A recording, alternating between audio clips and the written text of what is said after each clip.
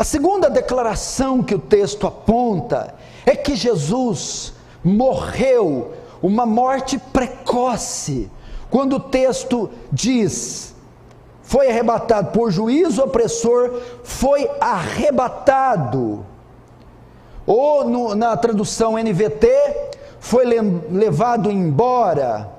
Em outras traduções também diz que ele foi cortado da terra. A ideia é o quê? Jesus, meu irmão, a sua trajetória na terra foi rápida, foi muito breve. Ele viveu apenas 33 anos e morreu precocemente, de forma cruel e bárbara, sendo cortado da terra dos viventes. A Bíblia diz que quando ele foi pregado na cruz, no alto do madeiro, ele vai dizer: está consumado, e tendo dito isto, expirou. Jesus morre. O sentenciado pelo Império Romano, ou condenado à morte, uma das maneiras de matar, era a crucificação ou crucifixão. Jesus foi sentenciado à morte mais cruel daquela época, e até nos dias de hoje, a das mortes mais bárbaras, onde o condenado era obrigado a carregar parte da cruz, o patíbulo, até um monte fora da cidade, chamado Gólgota.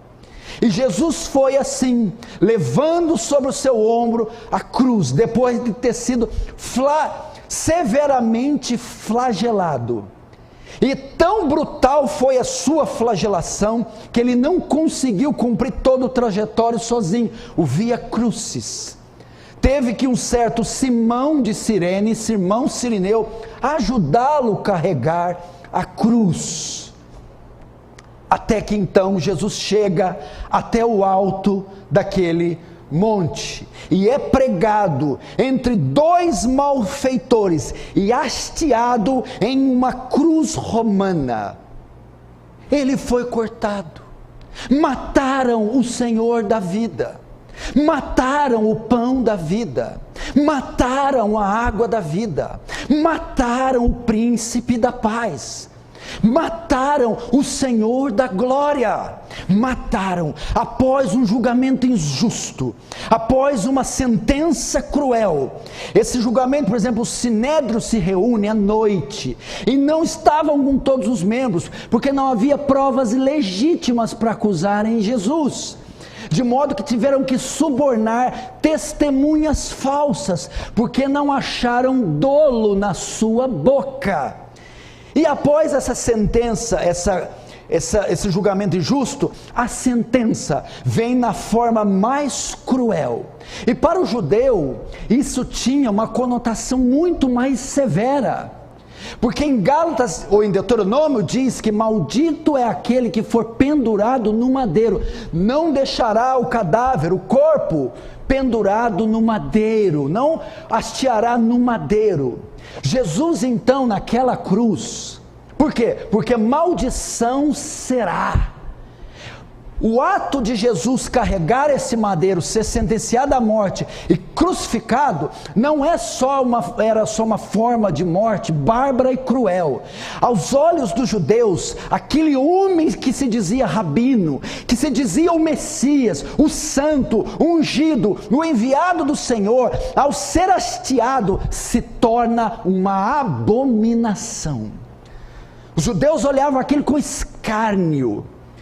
Maldito de Deus é aquele homem, é um maldito, e está lá, debaixo dessa sentença cruel, bárbara.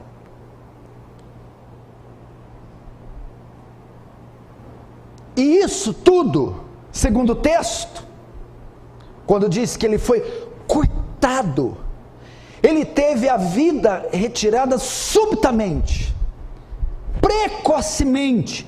Tudo isso aconteceu no alto dos seus 33 anos, considerado até os dias de hoje, alguém muito jovem.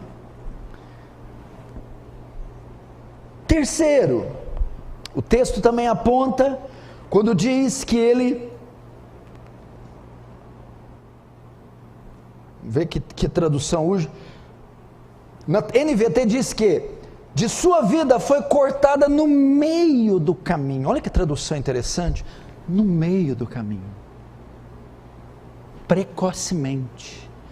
E outra tradução diz que ele foi cortado da terra dos viventes. O que é isso? Os homens o queriam fora de cena. Os homens o queriam apagar a vida de Jesus da memória, apagar a sua vida, seu ministério da memória, ou apagar seu nome da memória da terra. Se você notar, quando os apóstolos, após a morte, eles iniciam esse movimento chamado caminho, e causa um alvoroço entre os judeus. Um líder religioso, Gamaliel, disse: se essa obra for de homens, logo se desfará, mas se ela for de Deus, temos que estar combatendo contra Deus. O que está dizendo? Se for de homem, uma vez que está morto, vai cair no esquecimento. As autoridades judaicas colocam guardas para prender a pedra ou a porta do túmulo, porque queriam sepultar Jesus e o nome dele com ele. Queriam destituí-lo da existência e tirá-lo da memória da terra. O Salmo capítulo 2 reflete um pouco disso, porque se enfurece os gentios e os povos imaginam coisas vãs. Os reis da terra se levantam e os príncipes conspiram contra o Senhor e contra o seu ungido, Cristo, dizendo: rompamos os seus laços e sacudamos as suas ataduras ou as suas algemas. Eles queriam, com o ato de executá-lo, de crucificá-lo, queriam apagar o nome de Jesus da memória. Foi isso que eles tentaram. Se você vê a narrativa dos 4 evangelhos, você vai notar que quando eles entenderam que Jesus se tornara uma ameaça para a sua religião legalista, para os fariseus, os saduceus, os zelotes, os essênios, e principalmente a seita, a casta judaica mais rígida, eles então, a partir daquele momento, intentaram um plano para tirar a vida de Jesus. Mas sabiam acerca das profecias que ele mesmo dissera da sua ressurreição. Então, mesmo depois de morrendo, eles vão subornar guardas, subornar pessoas, para que digam que vieram e roubaram o corpo, porque queriam tirá-lo da memória dos homens. E a quarta afirmação que o texto aqui nos passa, é que ele morreu sem deixar nenhum filho, sem nenhuma descendência. Veja só: por juízo opressor foi arrebatado, e de sua linhagem quem dela cogitou? Parece difícil, né? E de sua linhagem quem dela cogitou?